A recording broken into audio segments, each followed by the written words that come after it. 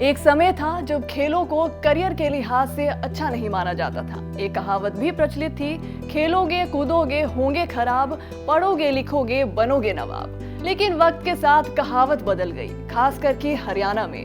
पूरे देश में सिर्फ हरियाणा ही एक ऐसा राज्य है जहां पर खेलों को खासा महत्व दिया जाता है। यहाँ की खेल नीति की तारीफ सिर्फ भारत में ही नहीं बल्कि विदेशों में भी की जाती है।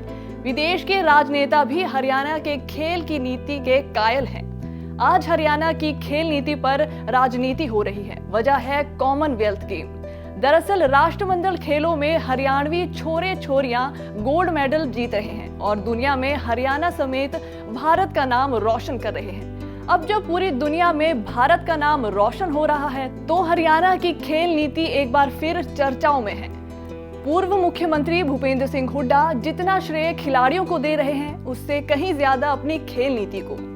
हरियाणा सरकार से फिर कहना चाहता हूँ, जो हमारी नीति थी वही अपनाएं। हमने 700 जो है लोग खिलाड़ी नौकरी लगाए डीएसपी तक, अभी डीएसपी लगाते नहीं हैं, तो क्लास 1 क्लास 2 भी उनको देनी चाहिए। 2010 में कॉमनवेल्थ हुए थे, उस समय जो देश ने पूरे देश में 38 गोल्ड मेडल आए। हुड्डा ने तो साफ कह दिया है कि कांग्रेस सरकार की खेल नीति की वजह से ही खिलाड़ी कॉमनवेल्थ गेम्स में अपना परचम लहरा रहे हैं। हुड्डा तो यहाँ तक बोल गए कि हरियाणा सरकार को पहले वाली यानी कांग्रेस सरकार की खेल नीति लागू करनी चाहिए। ऐसा करने पर मेडलों की छड़ी लग जाएगी। बस हुड्डा के इस बयान के बाद बवाल मच गया और हरियाणा में खेल नीति पर बहस छिड़ गई। कुछ देर बाद हरियाणा के मुख्यमंत्री मनोहर लाल और शिक्षा मंत्री कंवर पाल का बयान भी सामने आ गया। बहुत अच्छी है और जिसमें हमने जो उनके मेडल लाने वाले के जो खिलाड़ी हैं उनको इनाम भी अच्छा देते हैं और जो लोग वहाँ खेलों में जाते हैं पार्टिसिपेंट इस नाते से, इसके लिए भी हमने योजना बनाई कि उनको आधा पैसा जाने से पहले दे दिया जाता है ताकि अपनी खेलों की वो तैयारी कर सकें। और हमने तो जो फर्स्ट सेकंड थर्ड यानी गोल्ड ब्रॉन्ज और सिल्वर के अलावा भी 4th स्थान पर आते हैं उनको भी इनाम की राशि देनी शुरू की है। मेडल विनर्स को बाद में नौकरी भी हम देने का हमारा प्रावधान है। तो हमारी पॉलिसी हर दृष्टि से अच्छी है।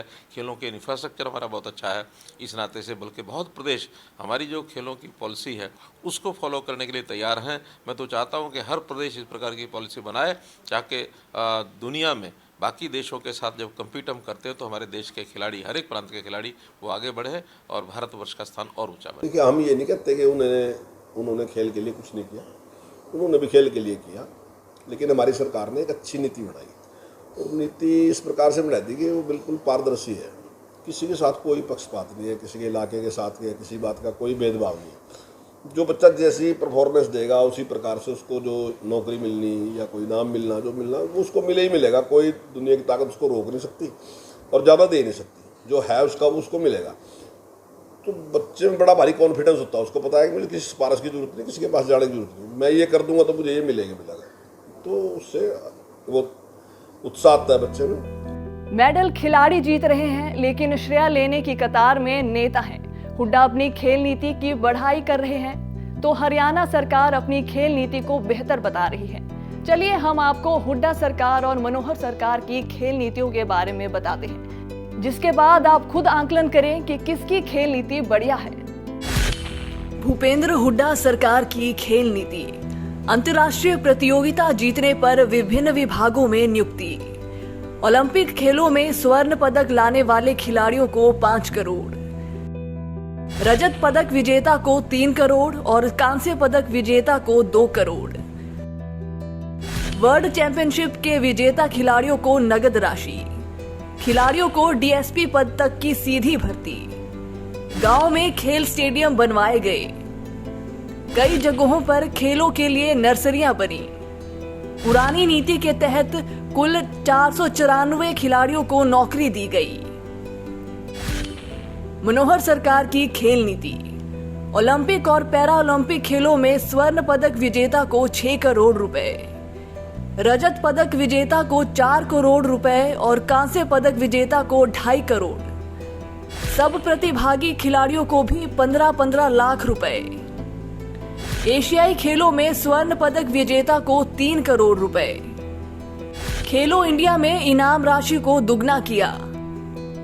पर्वतारोही को 5 लाख का पुरस्कार। किसी भी भार वर्ग में मेडल जीतने पर खिलाड़ियों को कैश। खिलाड़ियों के लिए हरियाणा स्टेट डेवलपमेंट फंड का गठन। खिलाड़ियों के लिए दोनों ही पिछली और मौजूदा सरकार ने भरसक प्रयास किए हैं और शायद इसीलिए दोनों ही आज अपनी खेल नीति को श्रेष्ठ बता रहे हैं। कांग्रेस ने पदक लाओ पदक पाओ की खेल नीति बनाई, जबकि मौजूदा खट्टर सरकार ने स्केल सबके लिए सबके सहयोग के साथ की नीति पर काम किया। अब आपको किसकी खेल नीति ज्यादा बेहतर लगती है? कमेंट बॉक्स में जरूर अपनी राय दें। फिलहाल इस खबर में इतना ही। देश और दुनिया की तमाम बड़ी खबरों को जानने के लिए बने रहिए पंजाब केसरी टीवी के साथ। हमसे जुड़े रहने के लिए हमारे YouTube चैनल को सब्सक्राइब करें और नई वीडियो की नोटिफिकेशन के लिए बेल आइकॉन को दबाएं। अगर आप ये वीडियो Facebook पर देख रहे हैं तो लाइक जरूर करें और ज्यादा से ज्यादा शेयर करें। धन्यवाद।